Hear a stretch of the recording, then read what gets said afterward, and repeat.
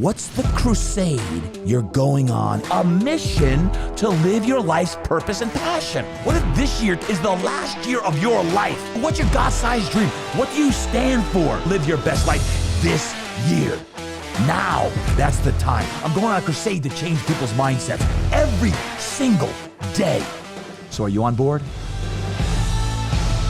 Welcome back to another episode of the Todd Durkin Impact Show. And when I say welcome back, I hope you have listened to many episodes of today's show, but perhaps it's your first time. It's your first time. It's 2022. And you're like, man, I just found the Impact Show. I just found what this is all about. Well, today's guest, Jose Flores, is someone that I recently just met. As a matter of fact, my good friend Travis Barnes introduced us, and Jose did not know who I was, had never heard of me. And then when he shared it in the show today, that he actually then realized that he had watched the show Strong on Netflix and realized it was the same guy. We hit it off, and today's show is so special. Let me give a proper and formal introduction to Jose before we go to today's interview. Jose Flores is a global motivator. He's the mindset disruptor, and he's a #1 best-selling author of the book, Don't Let Your Struggle Become Your Standard. Jose speaks all over the world using his unique story of growing up with a physical disability and how you can use the power of your mind to overcome anything in life. Jose's main message is to never allow your struggle to become your standard and how to dominate your life and your business. My friend, you are going to love today's episode. You're going to laugh, you're going to be inspired, and you're going to be motivated to get off your butt and make sure that you live the life of your dreams. Without further ado, let's go to today's show with the mindset disruptor, Jose Flores. All right, we got my man, Jose Flores, in the house. Welcome to the show, Jose. Thank you, my man. How you doing, brother? I'm doing great. The mindset disruptor. If there was ever a great man for the Impact Show and the Get Your Mind Right show here, it's Jose. Man, I am so excited to have you on today, man. It's going to be an awesome one. Yeah, man. I feel it. I feel the energy, man. I'm excited, brother. Yeah. Well, hey, before we got recording here, you were telling me a little bit about how we got connected. Our man, Travis Barnes, connected us. And I know you're doing some work with Les Brown and really speaking on stages all across the land. But how else did we get across? You were telling me a funny story. I'm like, oh, you got to share that. That's pretty cool. Yeah, man. Yeah. So, when Travis had connected us, he said, yeah, I got a guy that he's, my mentor, my coach, a friend of mine. And he's doing some amazing things. And he was like, his name is Todd Durkin. You ever heard of him? And I was like, nah, man, I never heard of him before. Nice. And I was like, I like new people. Yeah. And then he sent me your information and an email. And and when I was looking you up, I was like, let me see who this guy is all about. So when I looked it up, I was like, oh, snap. I was telling my wife, I was like, yo, babe, he just connected us with the guy from the Netflix show that we were watching, Strong. And I was like, he was the oldest coach on the show. Remember we went for him? And my wife was like, yeah. So it was just an amazing thing. And I was like, yo, I told my wife, I kind of fanned out a little bit. I was like, yo, that's that guy. He's freaking awesome, man. I'm so glad to be connected with him. Well, man, I'm honored for that. You share that. I'm certainly honored, and thank you for being here. Hey, tell me a little bit about your backstory. Where you're at now, and how the heck you got to become the mindset disruptor. And we're going to talk about don't let your struggle become your standard. But give me your backstory. Yeah, so I was, and thanks again, man, for having me on the show. I appreciate it, and letting me hang out with you and your audience. But I was born in the Bronx, New York, originally. So I'm a city boy, and I had a great childhood. I was able to, run and walk and do all of these amazing things. But at the age of 3, my mom noticed that I had like a little limp in my walk, and everybody thought it was cute. They was like, oh, look, and he looks like a little tough guy. And it was Bronx shuffle, huh? A little Bronx shuffle. Yeah, I'm from New Jersey, so it's the Jersey, New York thing here now. Oh, okay. All right. Yeah. So, so it was cute until it wasn't cute anymore. Right. And then my mom was like, well, we got to get this checked out. And so I wound up getting diagnosed with a condition called Spinal Muscular Atrophy, which is a neuromuscular condition. It's in the muscular dystrophy family. And so I tell people, Jerry Lewis, I'm a Jerry's kid. And so I joke around with that. But, so the doctor said that by the age of 15, I'd be in a wheelchair, and they weren't even expecting me to live past my teenage years. But I have good news for everybody, because this year I celebrated my 44th birthday. Wow. Yeah. Congratulations. Thank you, my brother. Thank you. I tell You're people, still a young man, 44. You're young. You're young. Yeah. Right. So, it was cool. Like I said, I had a great childhood, until I started feeling this condition kicking in. And it was like in high school, like I would say even like 8th grade going into high school. But really in high school, when I turned like to a junior, that's where I really felt it. So it started just to become difficult for me to just put my pants on, bend over to tie my shoes, lift my arms above my head to put my shirt on, go from a sitting position to a standing position. I started going up the stairs like one leg at a time, using my more dominant leg to kind of assist going up the steps. So just basic life necessities started to become really, really difficult for me. Stop there for a second. You're in high school. And all of a sudden, physically, you can't do what you want to do. High school is a very formidable time of your life. That's right. Were you in a PS school? No, actually, my mom and dad moved upstate New York, so around the Newburgh area, because they didn't want me going to high school in the Bronx. So we moved upstate to the Newburgh, New York area. It's maybe about an hour and 15 minutes up from the city. And knowing that this condition was taking over your life, were you involved in certain activities? Obviously, whether it be in any form of sport, band, music, acting, what were you doing? Yeah, no, at that point, I couldn't do any like sports. When I was younger, I played baseball, played tennis, but when I couldn't respond as quickly as I used to be, then that was out the question. So in high school, I played no sports. I was actually exempt from PE. So I would take an elective in place of that class for that credit. Yep. But so the only thing that my escape was I was into music. I'm from the Bronx, like I said. So I grabbed a hold of DJing. So I started DJing at 15 years old, and I was nice with it, man. I was nice with it. So I started DJing. Then I bought some studio equipment, and I would produce music, produce some beats. And then we started a little rap crew for a little while there. But that was like my escape. Music was really what helped me get through a lot of those tough years. Were you like a Run DMC, Beastie Boys kind of fan? Nah, not really. I mean, I like Run DMC. Not really wasn't too into the Beastie, but that was more like a rock hip hop type of thing. I'm straight Bronx boom bap, KRS-One type of rap. Man, all right. But yeah, so that's what it was. What in high school, I would fill my time with music. I would make mixtapes back in the day for you youngsters out there that don't know what mixtapes are. I would make mixtapes, and cassette tapes, and I would sell that in high school. Like that was like a little side hustle I would do to make some extra bucks on the side as well. I would do DJ house parties and wedding receptions. I even started DJing at a local club that was up there too at like 16. So I was 16 already in the clubs doing my thing. You're hustling. You're already hustling. Hustling, yeah. What happens after that? Keep going with your story.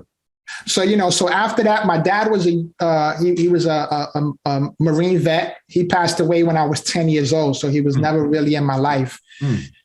And so when I turned 18, before 18, I was getting what's called survivor's benefits, which is like a check you get from the government. Then at 18, it turned from survivor's benefits into disability checks.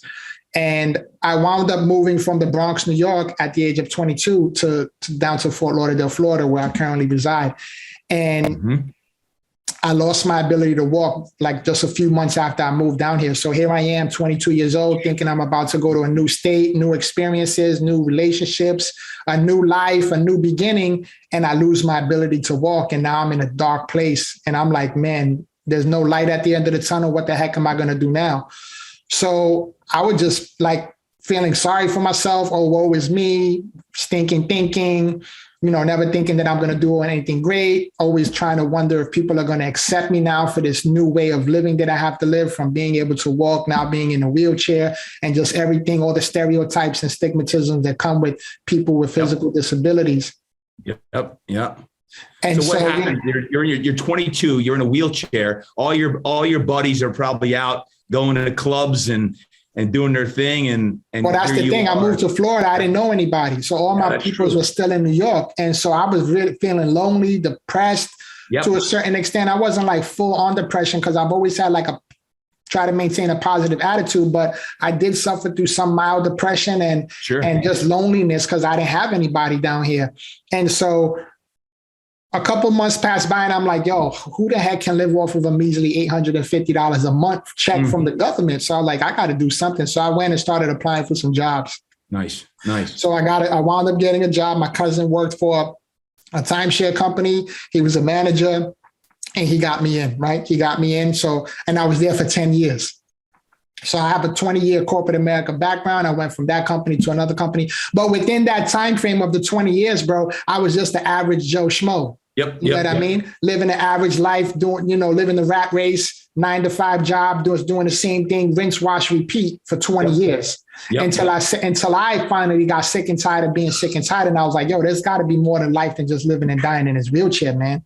There has to be. And so corporate America did good by me. I was able to work my way up the corporate ladder, up to managerial position, but it just wasn't fulfilling for me anymore. It wasn't fulfilling. And I knew that I had gifts inside of me and skills and talents that weren't being utilized.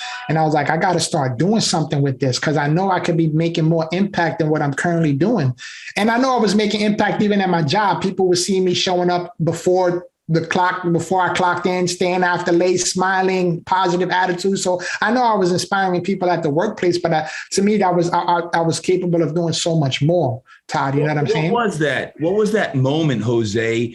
Or was there a specific moment, or did you go to a workshop or a conference or meet someone that said, okay, I'm sick of the rat race of just working for a paycheck and really go to a purpose, a deeper purpose? What was that moment? Was it that, or was it just over time, you continually saying, there's more in me, I've got more in me? What's that God-sized dream that's inside of me? What was it that allowed you to make some of the changes that you made?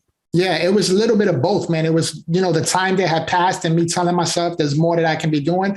And then also me just getting sick and tired of the rat race. And I'm like, I'm tired of trading my time for money and not making the bigger impact that I could be making. So I was at this job and this happened in 2018. They laid me off. I was already speaking and I already had written my book. Les Brown wrote the forward to it. And I was already making money speaking and making money with my book sales, but it wasn't equivalent to what my corporate America salary was. So my goal was to resign at the end of 2018, but I went and I did a big gig in Mississippi and it paid me five figures. And so I was like, yo, this is great. Beginning of the year. So this will hold me down for a couple months. I'll be able to save with my work paycheck. And this is going to be a good year. Yeah. So that was in January. When I came back from that gig, that same week, they laid me off, bro. And so I was like, well, I could either go back and put my resume out there and get another corporate America job, or I could really spread my wings and take the leap of faith and try this entrepreneurial journey out. And here I am almost going on 4 years later, and I've been doing this full time ever since. And when you say doing this full time, what is this? Motivational speaking, coaching, and training. Absolutely. Yeah. I help people write books, #1 bestsellers. I coach them on mindset and how to get out of their own struggle and get unstuck from whatever they may have been stuck in. For me, it was that stinking thinking that I was stuck in and that old limiting belief system. That's where I was stuck. And then I was able to climb my way out. And so now I show other people how to climb out as well and get to the top. Is that what being a mindset disruptor is all about? Absolutely. 100%. And who do you work with now primarily when you're doing your coaching with people? What's your avatar? What's your core client typically look like? It's typically entrepreneurs who are struggling with that limiting belief system, thinking that they're not good enough, thinking that they can't experience that bigger breakthrough. So it's typically entrepreneurs. And how do you do that? How do you help them break through? I use myself as an example, but I also give them strategies that I personally used with the years and decades of me disrupting my own mind, right? So I showed them like, hey, listen, you got to start digging deep. We got to go deep inside the cranial, right? We got to go deep inside of our minds because I'm a strong believer that everything starts and ends in the mind. I tell people, like, you ever talk yourself into something and then literally seconds later talk yourself right back out of it and nobody knows what's going on but you and your own voice? And I was like, that's because it started and died right in your head. You never gave it a chance to come to fruition. Man, speaking my language. You're speaking my language. Yeah, man. So, I teach people sometimes you just got to get out of your own head. Yep. you got to change the voice that you're hearing. And in order for you to do that, you got to start getting around other people, and you got to start doing your own due diligence, whether that's reading books or listening to podcasts like this amazing one, or audiobooks, or watching YouTube videos, or doing research on Google and finding out different ways to maneuver in your own life path that's going to work for you. And so I just start, I ask some questions. Coaching is all about asking questions. So I just keep asking them questions. And so what? And then what? And what do you want to do next? And how's that going to happen? And so if this happens, what are you going to do about that? And just asking them questions, because a lot of times we have the answers. We just haven't dug deep enough, or we may even be afraid to go deeper than what we really are, because of our past experiences. So once I just start asking them questions, I can really kind of tell a person and where they're at by just the first couple of questions that I asked them in the beginning. And I don't have a set of questions. I have a set of questions that I have, but like after you ask like the first 2 or 3 questions, then you start asking additional questions based on their answers. And I know how to really get the good questions going, because I heard somebody say that it's not the question. If you're not getting the right answers, then you're not asking the right questions. So I've learned how to do that pretty good in my last couple of years. I'm loving this. The Mindright Maniac meets the Mindset Disruptor. It sounds like the next live event in 2022, the Mindright Maniac plus the Mindset Disruptor. That could be some great mindset work. That was one of the reasons why Travis connected us, because we're all about mindset, man. And I've seen you in action, bro. I saw the whole show, the whole season. I've seen you in action. So I know what kind of mindset you function. As you know, because you've lived it. It's one thing to say it. It's another thing to live it and do it on a regular basis. And I know everyone that's listening in, we got people from all over the globe listening in right now. And hopefully right now, y'all getting your mind right, listening to Jose. But one thing I would say with this, Jose, is you've epitomized with mindset of how you've gone from, I'll say, a victim to a victor. You here you are in your teens and early 20s, and you know that there's something deeper inside of you that has to come out, but you're probably not sure how to get it out. And I've been talking lately a lot about God-sized dreams and how you live your God-sized dreams and this. How do you coach and advise people to go from being a victim to being a victor? Yeah, man. Sometimes it's tough because, you don't want to be too brutal, but at the same time, you have to be brutal. Yeah. And that's just reality. Sometimes you gotta say the things that people don't want to hear in order for them to get the results that they haven't been seeing, that they haven't been able to see, because you have to give them that new perspective and that different vision of themselves and for themselves, for them to be able to see it, for them to believe it, and then turn it into a reality. Yeah. There was a great coach, Tom Landry. He coached the Dallas Cowboys many moons ago when I was a young kid. And he said, great coaches say things that you need to hear, not that you want to hear, so that you can be all that you're meant to be. So all of us have coaches. I mean, when I say we all have been coaches, whether you've been an athlete or you're in business, the world's best athletes, entrepreneurs, musicians, actors, everyone's got a coach or a teacher or a mentor that helps them and advise them. And I believe the best coaches in the world also hold people accountable to whatever those goals are, whatever those dreams are. And again, Jose, you're someone who has epitomized this walk in now at the young age of 44, helping people who are in their 20s as well as their 60s living the life of their dreams. Now, you wrote a best-selling book called Don't Let Your Struggle Become Your Standard.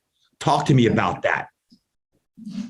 Yeah, so I wrote that book, Don't Let Your Struggle Become Your Standard, because I wanted to help people, who have been going through a struggle to teach them how to get over it, just like I was able to.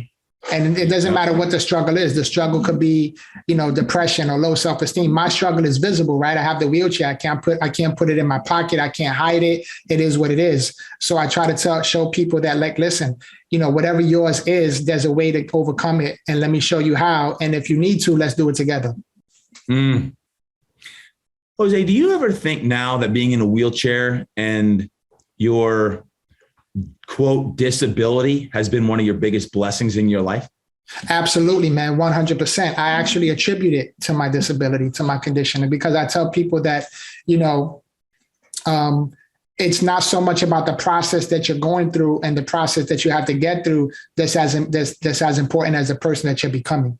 Mm-hmm. And let's say someone is struggling out there today, whether it's a diagnosis, they've got something going on physically, mentally, whether it's depression or anxiety or stress, if there's spiritual warfare going on, or they got a kid who's battling today, what would be some advice that you would give that person? I would say that there's light at the end of the tunnel, and hope is alive and well. And I know that to be true because I'm living it. I'm a testament to that. God can turn our mess into a message, and he can turn our struggle into a story. And we all have a story. And I want to be able to help you develop that story and share that story with the world. I'm all about storytelling. My mentor and my friend is Les Brown, the greatest of all time, in my opinion, to be able to do what I do, and in my niche, in my industry. And so, just being able to be coached by him and just be, have him put him under my wing, me under his wing, is just a phenomenal thing. You know what I'm saying? And so I would tell people that, look, if an old Bronx, Puerto Rican boy from the Bronx, New York, can figure out a way to climb out of the hole and begin to do great and amazing things that he once thought was impossible. And here I am doing it. And on top of that, check this out. I'm doing it from a wheelchair. How much more do you think you can do? And I always joke around, but I'm serious when I say, don't let the guy in the wheelchair beat you, because it's not a good look. Oh, I like that. Les Brown, legend. Icon when it comes to motivational speaking. I mean, I listen to his stuff on repeat, just like you and probably many other people listening to this show. How did you first come in contact with Les Brown? Oh, man, that story is amazing. It's a lengthy story. And I wrote about it extensively in my book because it made that much of an impact in my life. And that's why I tell people, man, you're only one handshake away, one smile away, one contact away, one experience away from you living a totally different life. And the reason I say that is because the reason my body is going through what it's going through is because there's only one deficiency. There's only one thing going on in my body that causes what I have. And there's one deficiency in a survival motor neuron. It's the SMN1, the survival motor neuron 1, which causes spinal muscular atrophy. So one thing that's out of alignment in my body causes me to live a different type of lifestyle.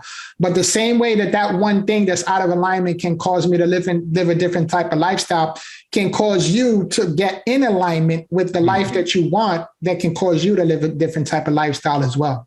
And it's all about getting in alignment. A lot of times I thought that this wheelchair and this whole condition was a curse for me because I was born like this. It's not like I had an accident or somebody did this to me.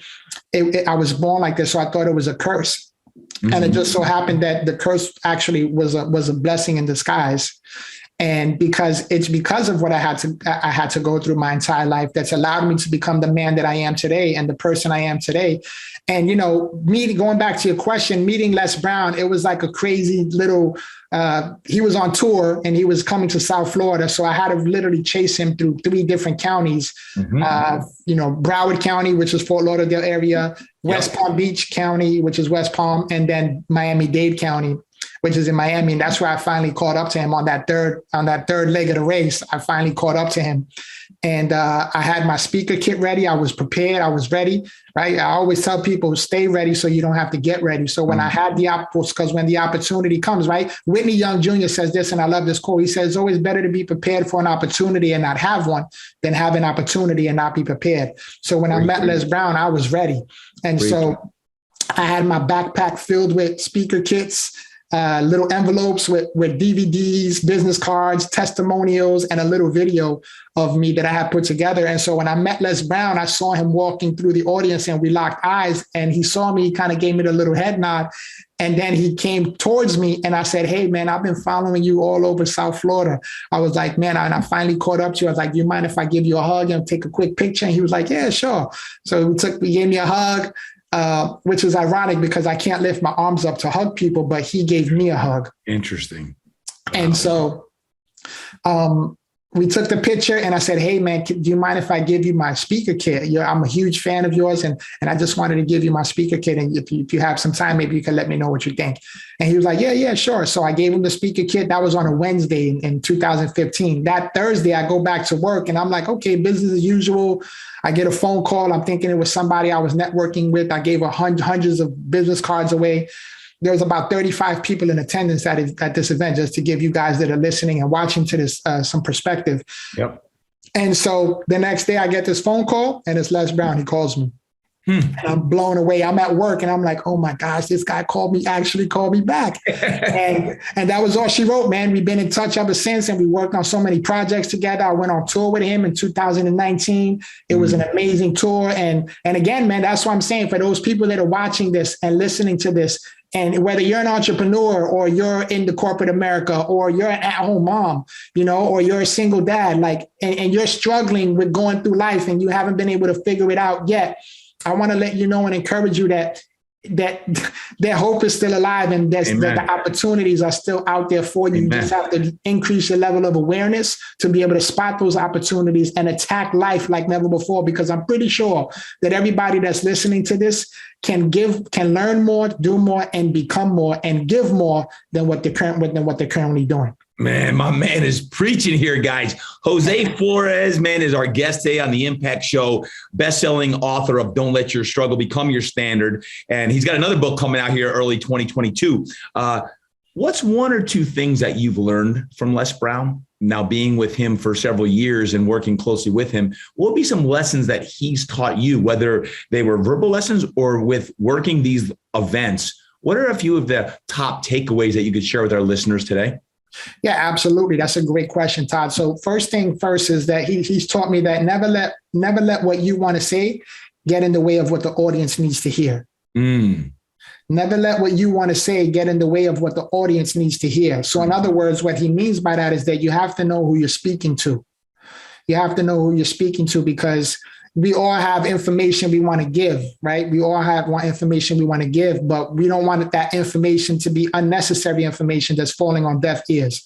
So you want to be able to know your audience and give them what they came to hear. So that means that you got to get with the promoters or the event planners and know what the event is about, what the goal of the event is, and figure out how you're going to maneuver your presentation to, yes, include some of your stories and include some of your information, but also interweave it with what the audience came to get. So right? good. So that was number one. Number two, he also showed me that it's all right to make a head connection with people, but it's incredible when you can make a heart connection with people. And so, again, that goes back to information. You can give information and make a head connection with people, but when you show your authenticity and your transparency and your genuineness and you make a heart connection with someone, then you've just created a lifelong raving fan, because they're going to follow you, because we live in a world that's full of so much fluff and so much inauthenticity that when they find real people, they can't get enough of them, Todd. Oh man. One more, Jose. Give me one more, because this is some juice right here we're talking about. This is good. Okay. So one more is that, you have to be able to develop your story, because again, we all have a story, right? We've all been through some life experiences, but you have to be able to develop your story in a way that's compelling, that's charismatic, and that's attractive. So again, you want to make sure that you give them the highs, but you want to give them the lows too, right? But you don't want to take them too low to where you can't bring them back up. And you don't want to take them too high that you can't bring them back down. So you have to have a high level of awareness, and you want to make sure that you include some humor into your presentation as well. You don't want to just be this stiff guy who has a traumatic story of abuse or an accident or this, and then you overcame it. But you want to, make some fun with it, have fun with it. I can tell plenty of stories of me living life in a wheelchair and some crazy, funny things that have happened to me. And I share it with openness, with an open heart, and people receive it as such, But at the same token, you don't want to be too humorous where they think that you're a clown either on stage. Yeah. So Jose, tell me this: how long have you been married now? 14 years, going on 15. And how did you meet your wife?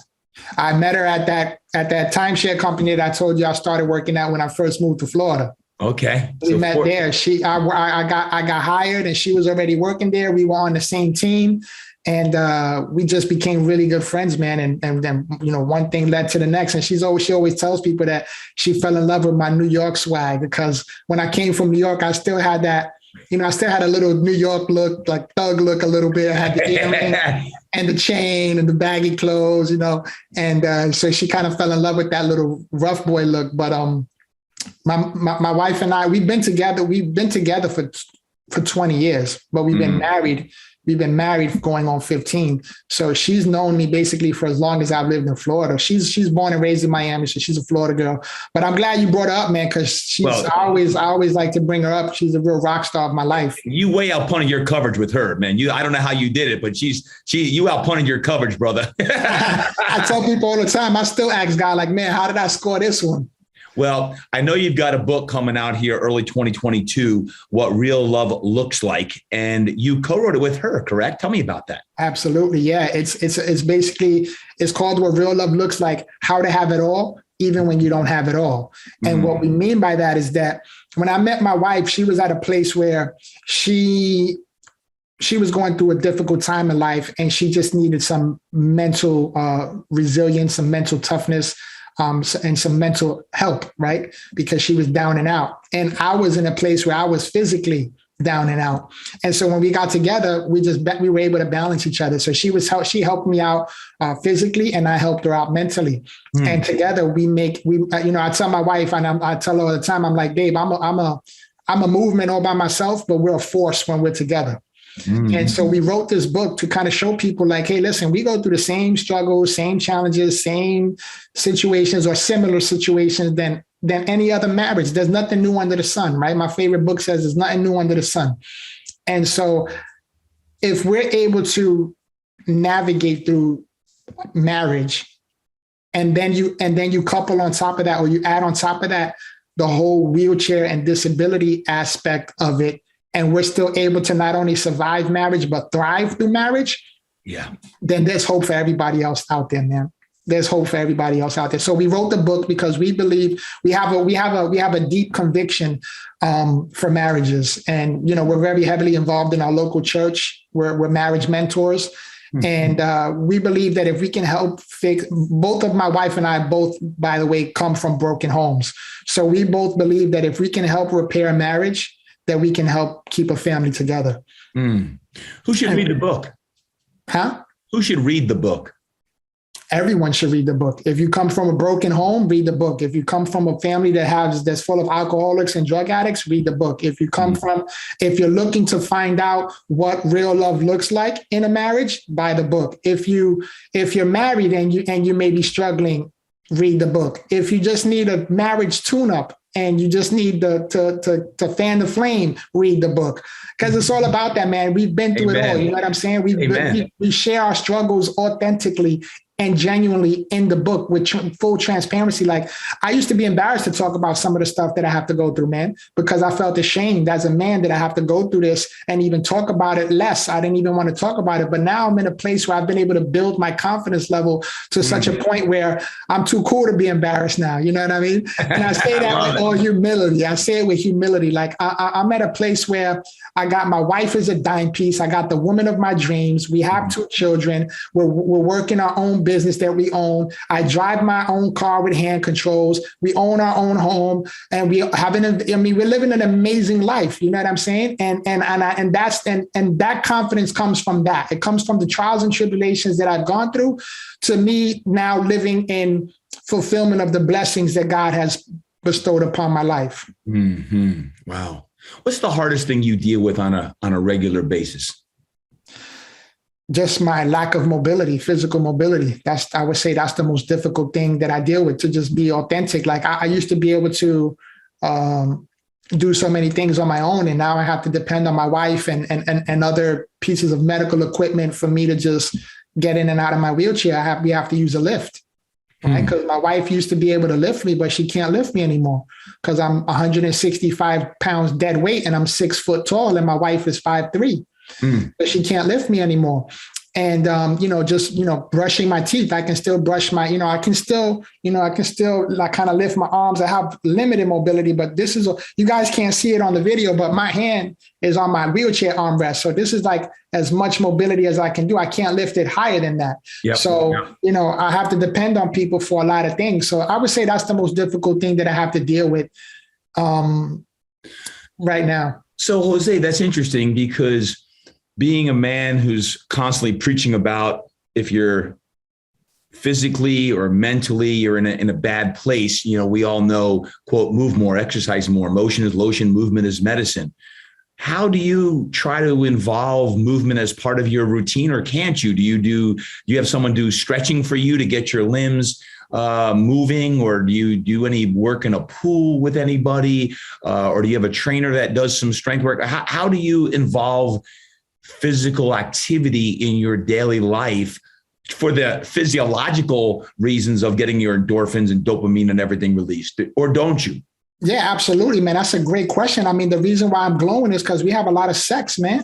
Yeah. We have a lot of sex, bro. You release endorphins, serotonin, all of that through sex. And we talk about that in the book, you know, but not, but, book sales just are going to go through the roof now. I sound like I'm joking, but I'm dead serious. Like, and it's funny that you even asked that question, because I'm in the middle of adding all the edits to our, finalizing the edits to our book. And I just finished reading that part, and I'm going to just share this quick little story with you and your audience.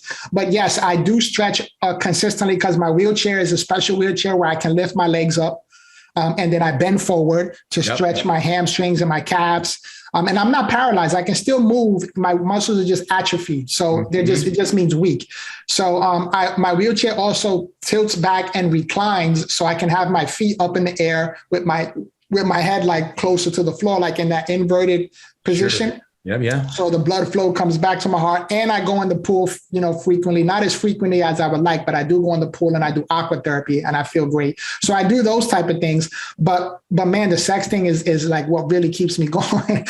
So are you advocating for all of our couples today listening, and all of our married couples, that we need more sex? Absolutely. 100%. Yeah. And you know what? That's going into the story that I'm going to tell you. So my wife took me a couple of years ago. She took me to, we both went to the doctor, to our PCP, to get our annual physical done. Right. And so the results had came back. We went back to go get the results, and it came back that my good cholesterol levels were low. And so I asked the doctor, I said, well, how can I bring those levels up to where they need to be? And he said, well, you need to exercise more, because it's the movement of the heart that gets those numbers under control. So, and it wasn't like it was significantly low, but it was lower than what he would have liked to see. So I was like, all right, cool. So I said, well, doc, I can't, really do a lot of physical activity. I can't really do a lot of exercising. I was like, does sex count? And so he started laughing. My wife turned red as a tomato. The doctor turned red as a tomato. He starts laughing, and he's like, absolutely, sex count. And I was like, well, that's great to hear, doc. Let me get a prescription for that twice a day as needed, please. So and that was a true story. I did actually do that at the doctor's office, and me and my wife, we still joke about that appointment to this day. Wow. I think this episode might get a record number of downloads as the fellas bring this. Hey, honey, you need to listen to the Impact show today, or the wives bring their hubby. You're like, hey, listen to the show today. Jose's got some great wisdom for us today. Man, Jose, what a story. What a story. And I want to say thank you.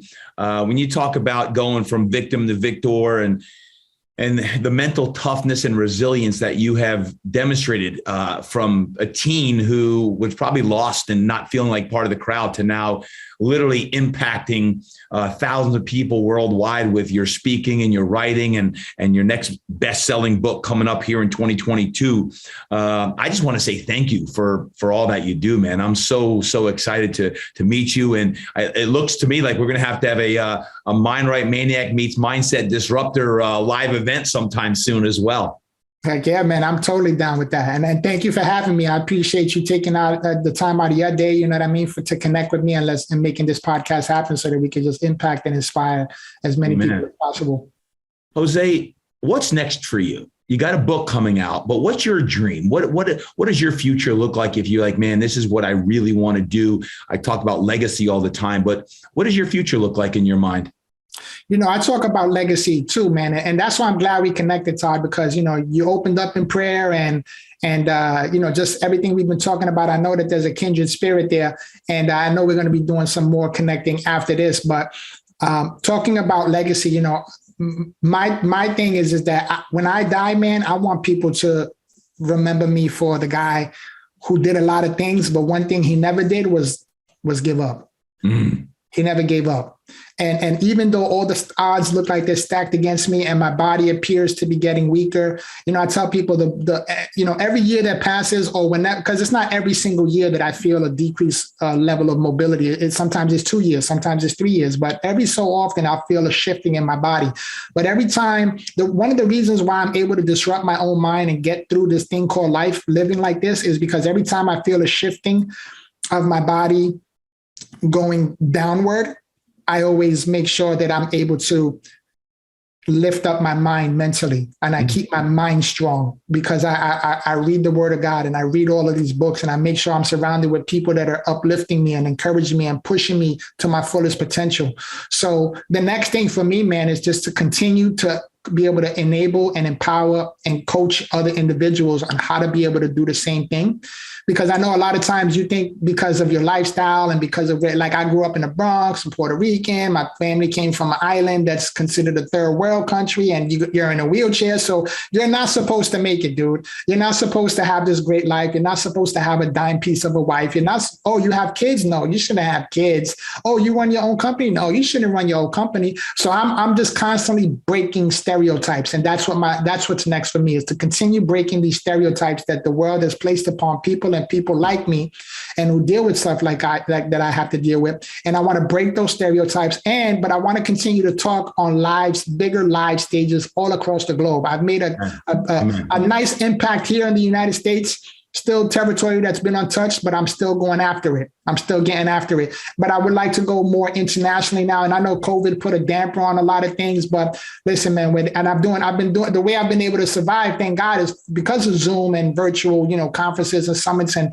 I just did a workshop for a real estate company the other day on goal setting to get them set up for the next year. So I'm still able to have my hand in the pot and keep stirring it, man. And so what's next for me is just more stages, more impact, and breaking more barriers, brother. Man, I love that. I love that. That's why you're the mindset disruptor. How can I help you? How can I help serve you? Man, we can do stuff together, continue to do stuff together, continue to partner to make an impact. You know what I mean? More exposure. If you know anybody or you have any type of connection or resource that you can put me in touch with. I used to be afraid to ask when people would ask me that question. I didn't know what to say. I'd be afraid. But man, I learned about the power of asking. Yes. And about the power of receiving. Yep. And so I always tell people when they say, how can I help you? I'm like, hey, expose me, give me referrals, expose me to your audience, let people know about me because I know I have a powerful story. I know I'm a funny guy. I know I'm a cool dude. Just more people need to get to know me and know about me. Amen to that. If someone wants to follow you, Jose, or wants to get your new book coming out here in 2022, What Real Love Looks Like, or even Don't Let Your Struggle Become Your Standard, where can they follow you and how do they get your book? Absolutely. They can follow me on any social media platform at Jose Inspires. And they can also go to my website to get a copy of the book, the current one that's a bestseller, or the one that's coming up, which is joseinspires.com. Very unified. Everything is simple. Jose Inspires all over the place. And I don't mean that as a statement. I mean that's where you can find me as Jose, at Jose Inspires. I love it. Yeah, man. I'll put all of that in the show notes for you listening in. One of the best ways, too, is share the episode. Share this episode with your family, friends, colleagues. Heck, whether it's Jose Inspires coming to your stage or the Mindset Disruptor and the Mindright Maniac coming in to absolutely amplify the light and positivity around the world. Jose, I just want to say thank you so much for sharing your story today. Everything that you exemplify and the passion and the purpose and the impact. It is obvious why Travis Barnes introduced us. And I was so pumped to connect with you because when I was looking at all your stuff and watching your videos, what you're doing, I can't wait to read. Now I'm really fired up to read your new book with your missus, What Real Love Looks Like. And I just want to say thank you from the bottom of my heart, man. Yeah, man. Again, it's my pleasure. Thank you for inviting me. And if you don't mind, I'd like to give you and your audience a free gift. And totally free, no strings attached. Just go to freegift.joseinspires.com and you can go ahead and download a free MP3 audio of my motivational talk on the power of showing up. So since you and your listeners showed up today for this podcast episode and for this show, I want to go ahead and give that to you as well. The power of showing up. Because, hey, listen, if I would have never showed up to that event, I would have never met Les Brown and I would have never been where I am now. Maybe I may have been. It would have just taken me a lot longer. But hey, listen, I'm here where I am now so quickly because I showed up. So since you guys showed up, that's my gift from me to you. I love you guys and I appreciate you. One more time, Jose, the page for that. Where do they get that? Free gift? Yeah, freegift.joseinspires.com. Freegift.joseinspires.com. Yep. Awesome. I'll also put that in the show notes, folks, if you want to. freegift.joseinspires.com. Just a great gift from Jose. Jose, thank you so much for being here today. I really appreciate your time, effort of showing up. The Mindset Disruptor. Cannot wait to read the book, What Real Love Looks Like. Fellas, ladies, also makes for a great gift to your spouse as well. It'll help on all levels of your life, your mind, your body, and your spirit. Jose Flores, thank you so much, brother. I appreciate you. Thank you, man. Have a great one. Wow. Oh, wow. Jose Flores. What an awesome, awesome job today. I loved that conversation, how I was thinking about him in high school, going from this condition where he was confined to a wheelchair and his body is failing him. And I think in high school and college years, those ages are so formidable of your identity and who you are. And he shared that he was broken, but never completely broken. And that as he surrounded himself with great people and continued to smile and serve people, and then somehow eventually got connected with Les Brown, how eventually he really, really started to blossom. And look at him now, literally impacting thousands of people worldwide. I love what he said with Les Brown: never let what you want to say get in the way of what the audience wants and needs to hear. The heart connection and developing your story.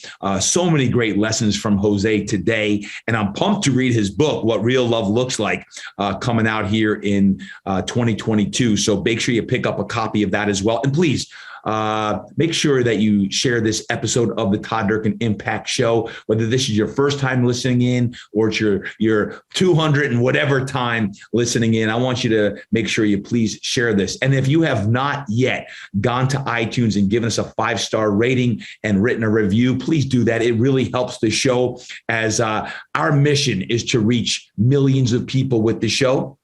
It starts with you. It starts with you listening and then sharing and writing the review so that iTunes continues to skyrocket the Impact Show up near the top of all podcasts in the world. So thank you so much for being a great audience. Until next time, remember, train hard, eat right, live inspired, and go create impact.